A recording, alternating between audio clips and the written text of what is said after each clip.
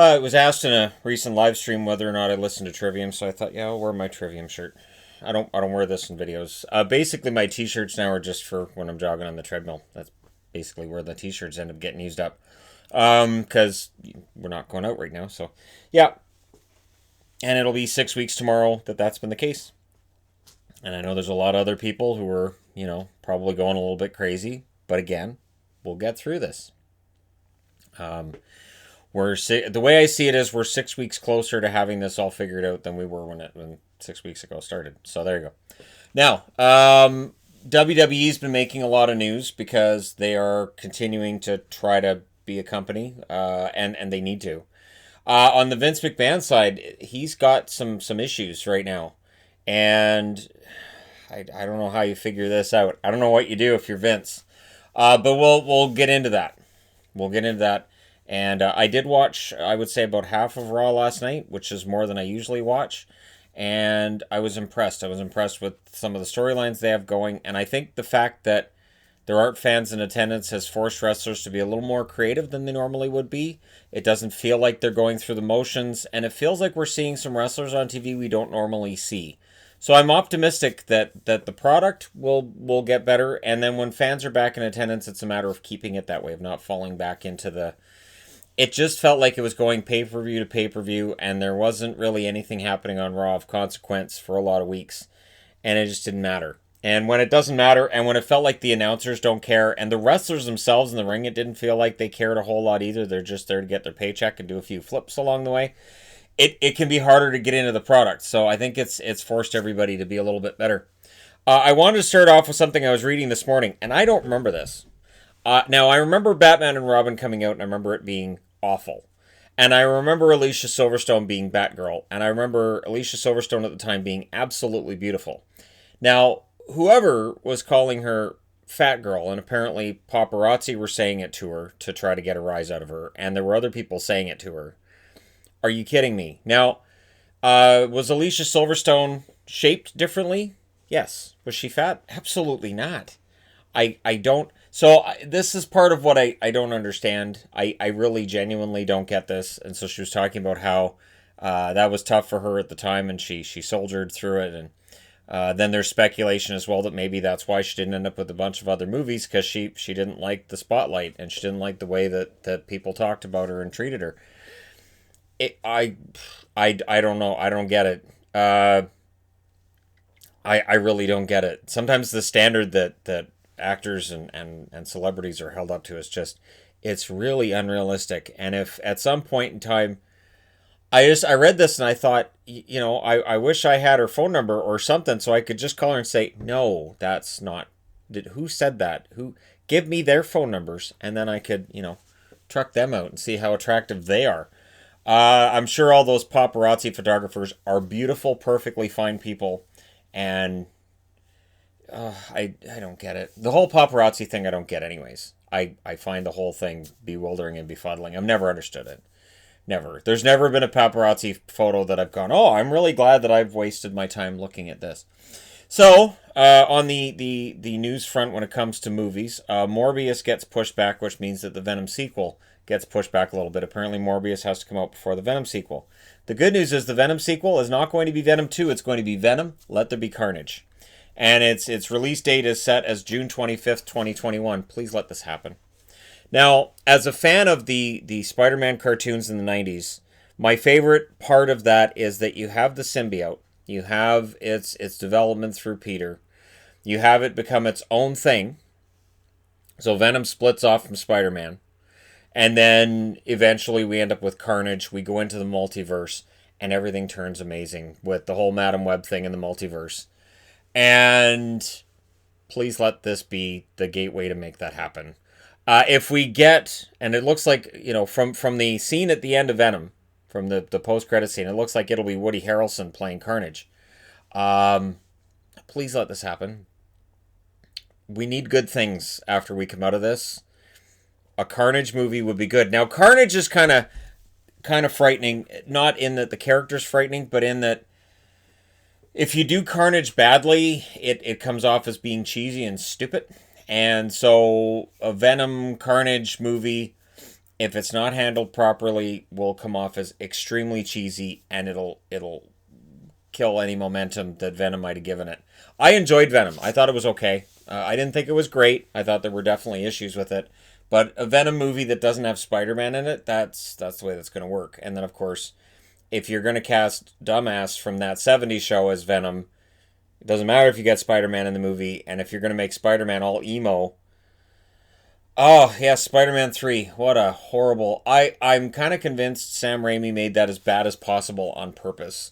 Raimi's an excellent director, so the idea that he might have done that not on purpose, it doesn't work for me. I think it was just, oh, you want Venom in here? You guys are going to force Venom in here? You won't let me use Vulture? You got it. All right, here comes Venom, and I'm going to make it as cheesy as possible. Dumbass, you're hired. All right, and that, of course, is Eric Foreman, and that was the name he was known as more on that '70s show than being known as Eric. At least if you're a Red fan, which I was, I thought Red was fantastic. I was like, that's some good parenting right there. Now, last night, if you watched Raw, you may have seen a botched buckle bomb by Nia Jax. Now, buckle bomb is where you pick your wrestler up, you size them out, and you throw them into the corner. Now, where Kairi Sane hits that corner is exceedingly dangerous between that middle and bottom rope. And it looked bad. It looked bad.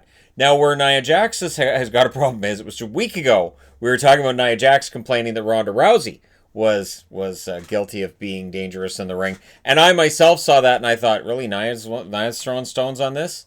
Okay, because there's been talk of Nia injuring wrestlers before. I think it was Sasha Banks that there was talk of her causing a concussion against Sasha. And others. There have been other wrestlers that you can see Nia. And Nia in the ring, it's quite possible she can fling these girls around the way that we see on TV and do some serious damage in the process. I'm always unnerved when I see a wrestler being thrown through the air where they're not going to have a lot of control over how they land. Again, Drew Gulak versus Daniel Bryan comes to mind, where you see Daniel Bryan clearly landed on his head. He landed on his neck and his head, and it looked ugly. Now, Daniel Bryan finished the match, and by all accounts, it looks like he was fine. But watching that match on the network, I was terrified for Daniel Bryan in that moment. And there were definitely moments between Gulak and Bryan where I felt like, wow, that looked brutal. So I'm kind of surprised in this day and age with WWE and the fact that they've banned certain moves that you can still execute a buckle bomb. Seth Rollins executed a buckle bomb on Sting, and rumors came out that's what caused Sting to be just done there. And there were varying reports. And again, with online dirt sheets, you have to take it all with a grain of salt. But it's a dangerous move. It's a dangerous move. And because it's not a finisher, and it's not something that wrestlers sell as knocking them out either. So I don't think it's worth the risk. I think the buckle bomb needs to go away. It needs to be gone. There are certain moves that I think are dangerous, and I can understand the banning. I don't understand why buckle bombs are allowed. Again, it's too easy to get a concussion. It's too easy to mess up somebody's back. There's no give there, really. It's just have the power bomb on the mat. That's fine. Power bombs are fine. The pop-up power bomb can be fantastic, as a for instance. And a good old-fashioned brainbuster can be fine too, again, if it's executed properly. And what happened to the good old-fashioned Arn Anderson spinebuster? Arn Anderson's spinebuster was always a thing of beauty, and it looked brutal. And yet, if executed properly, it is a very safe move. So it looks brutal. A wrestler can sell it like they're dead, and it's a safer move than the buckle bomb. I would ditch it altogether, honestly, if I was WWE. Now, related to WWE is the XFL. So the XFL isn't quite going away. It's gone bankrupt. And apparently the day before they announced the bankruptcy on April 9th, Oliver Luck, who is Andrew Luck's father, was terminated. So they terminated him. But he's coming out and saying, you know what? You guys signed me to a long-term contract. I have years on a contract, and you can't just fire me. Now, XFL's going to counter with, we don't have a league, so we had to shut down. But I'm wondering, so he's suing for wrongful termination. Now, Vince McMahon is used to dealing with wrestlers and dealing with, their independent contractors. It may be a little bit more difficult for him to make this move than he might have thought. So what I mean is he may not have got proper legal advice on this or whatever it is, I would think they end up settling out of court. But again, as WWE is cutting costs to try to keep their profits up, and their profits by all accounts are okay. They have that great deal with Saudi, and as long as they have that Saudi deal, they're in the black. He wants to get paid though for at least most of his contract. He's not saying all of it. And what I was reading, just he believes he should be paid for most of his contract and that he did a good job. And by all accounts, he did a good job of helping the league get on its feet. And it was a good product that first season. And he's basically saying it's not my fault that COVID happened and shut everything down. So I should get paid. So we'll see what they do with that. But he was owed, I think it's $20 million he was signed for over multiple seasons. So again, it's a jinxed league. I don't think we'll ever see the XFL come back now under any guise at all. And it was a huge risk to start with. And now and it will affect WWE as well because the two are linked. We've seen that now. And they had to be. Even if Vince was taking all of his assets with XFL and separating it from WWE, if he's losing hundreds of millions of dollars on one through them going under, it's going to affect what happens with WWE. If he's not able to pay his debts, it's going to affect it because it's the same owner. So if Vince sold WWE to his kids or something like that, then Vince is just on his own. But he didn't do that. This was interesting yesterday. So the reports, Sara Logan's coming back. They've seen the light. That apparently as soon as they fired everybody, there were a lot of people backstage that went to bat for Sara Logan. I would, and I did in my video, state that I think Sara Logan has a lot of talent. I think she is a really hard worker. I think there's a lot of potential there. I think, again, if you follow her on Instagram, she's working out all the time. And she does it in a farm atmosphere that reminds me of Rocky movies. You could absolutely portray her as being this underdog Rocky type against a Shayna Baszler. You could absolutely pull that off. You could have Sara Logan as this ultimate underdog, and it could work. And you could have her build her up over time and get... I think she could be a really big deal. So clearly others in WWE agree as well. And apparently she was backstage and then didn't get used. So somebody in the company, rumor is somebody in the company said, nope, we're not using her. She's not coming back. So it's up in the air what's going on with her and what's going to happen when. So while the Revival appear to be AEW bound, and it would appear that Rusev may very well be AEW bound as well, Sara Logan may very well find her way back into WWE. And I think that's the right move. I think of all the wrestlers that they've released, and there's a lot of them, I think Logan is that one that she could be a huge star. And it's interesting, too, because we talk about, your opening match wrestlers, your mid-carders, and your main eventers. There are plenty of mid-carders in WWE that became main eventers. Shawn Michaels comes to mind right away. Bret Hart comes to mind as another one. You can have guys who are in tag teams who are just whatever, and then they go on their own, and they're okay, and they're mid-carders. But again, that potential for main event is there, and I think she has it. And her husband's employed by WWE as well. And that's something that I think is kind of awkward, is when you fire one and you keep the other. Obviously, we've seen that with Rusev as well, where he's fired and yet Lana's still there. And now you've got the Lana-Bobby Lashley storyline, which is kind of... I don't know what you do with that. So, because really, the really dramatic soap opera stuff they were doing there, you have to have a crowd to make that work. So while they're able to make a lot of storylines work, the serious ones without a crowd, you can't make that work at all without a crowd. You have to have a crowd reaction for any of that goofy stuff. And even though a lot of that goofy stuff can be cringy, you have to have a crowd. Georgia. So the state of Georgia has made news over the last couple of days, and the government has said he plans to open some stuff up. This could open things up for both AEW and the NWA to actually produce some product and get it ready. So AEW, who are at home and they have a lot of stuff taped, they could potentially, as soon as next week, get together and say, you know what, we're going to do some tapings. We're going to tape right in, enough stuff to go into July if we have to. And then where that gets interesting is, with WWE, when they made all the releases happen, A, they're trying to save money, and B, they might have looked and gone, well, everybody's closed down, so we're good. And then if a week later, some of those wrestlers who have been released were working tapings for AEW, and if they have a non-compete clause, you just don't broadcast it until after that non-compete clause is done.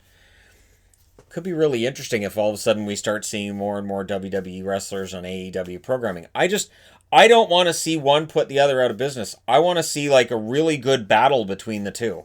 And I don't think in this day and age one has to put the other out of business. I really don't think that's the thing. So while there are plenty of WWE fans who want to see AEW fail, and there's AEW fans that want to say everything WWE does is wrong, I'm in the middle. I see things that are being done wrong by WWE.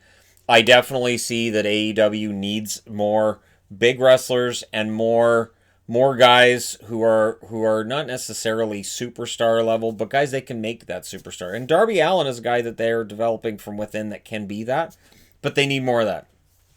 So I would like to see two really strong companies that are forcing each other to get better. I think WWE's product has been forced to get better since AEW debuted, and that's a good thing for wrestling fans in general.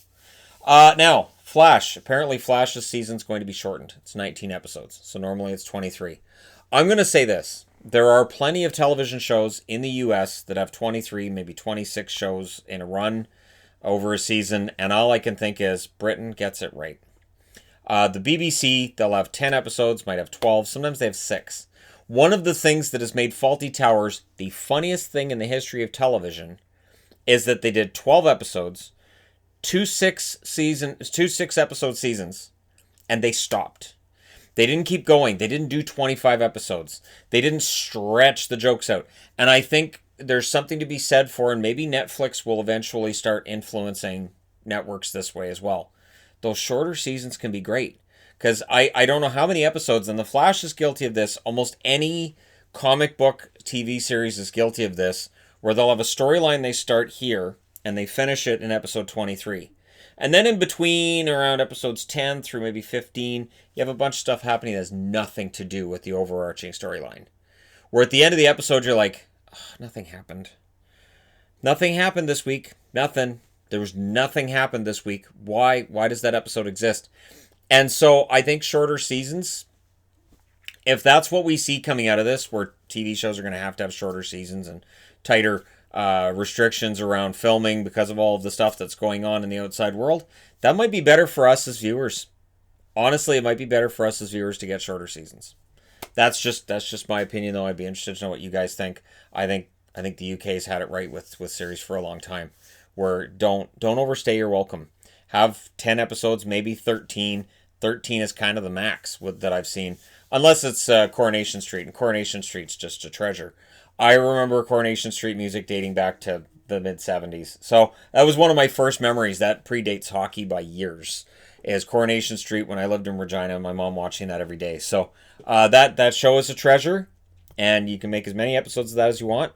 And it's the weird thing with Coronation Street was when they clearly went from hiring just the best actor to hiring a bunch of really attractive people. That all of a sudden they were really attractive. Like, all of a sudden this show got really attractive. That's weird, because I actually liked the fact that that everybody looked like normal, everyday, regular people on there. And then all of a sudden, all the models showed up. But, yeah, we'll see what happens with TV shows from here. Speaking of which, Community debuted on Netflix. Now, Community's doing very, very well on Netflix. And it should. Community's a fantastic show. Even the last year that it was on Yahoo, whatever that was, it's watchable. The quality definitely wasn't where it was early on, because it can't be. But there are some really watchable episodes, and now there's talk again about maybe they could do a Community movie. You can do a movie. 5 seasons in a movie was always the catchphrase for that, right? 5 seasons in a movie. And you could do a movie, and it would be very good. But I think with Community, I think right now the problem you might have is putting together all that cast again. There's one in particular that's kind of had his music career take off, and so getting him to come back could cost some serious coin. He left for good reason, at the time anyways. And the writing on the show was sometimes spotty. And then Chevy, of course, leaves. And the funny thing is that Chevy leaving, he may have been just the biggest absolute jerk on set, and he might have driven everybody nuts. But there's something that's lost when he's not on the show anymore. So he may be an absolute egotist. He may be terrible to deal with. but he may have a point too. So if we see a Community movie, I'll absolutely watch it. I have been rewatching the show because it is really funny. I put Community in the same area as like Parks and Rec and The Office. It's not single camera, but it has some fourth wall breaking moments, and it's not a show that takes itself too seriously at all. Some of their Halloween stuff was really, really fun. And just in general, it's a really fun show, and I do miss it. But I think if you're going to put together the cast for a movie, it might cost some money. I was going to say it's going to cost some money, and I wouldn't mind seeing it happen. Now, it could happen on Netflix, where it's just released on there as a 2-hour movie, or I think you could get a theatrical release for a Community movie. I think you'd have to do it in a Jay and Silent Bob kind of way, that it'd be kind of a niche opening, and it wouldn't be like wide opening. And if it's not going to be an opening to, say, 2,000 plus theaters, you might just say, well, forget it, we'll just put it on streaming. Or you might do both. You might release it on Netflix and put it in a couple of cinemas here and there and just see how it does. I don't know, it's going to be interesting. And that's another thing coming out of this issue that we're dealing with right now, where everything's closed down. Is the way that we consume movies and television shows, that going to change? Where now television shows, obviously you're at home anyways, but with movies, going out to the theater, right? And maybe people are going to be like, no, I'll just stay at home. And maybe movie companies themselves are going to say, you know what, we make pretty good money off these streaming deals, and we could probably stream a movie when it opens. So for like your Avengers, your Marvel movies, they still release strictly in the theater to begin with. But for other smaller movies, for comedies could be released at home and in the theaters. And who knows? We may see something like that. It's going to be interesting. Let me know your thoughts in the comments section below. As always, don't forget to hit like and subscribe if you're browsing your way through. You just happened upon this video. And again, stay home where you can. Stay as safe as possible. Thank you guys so much for all your support. And I will talk to you again soon.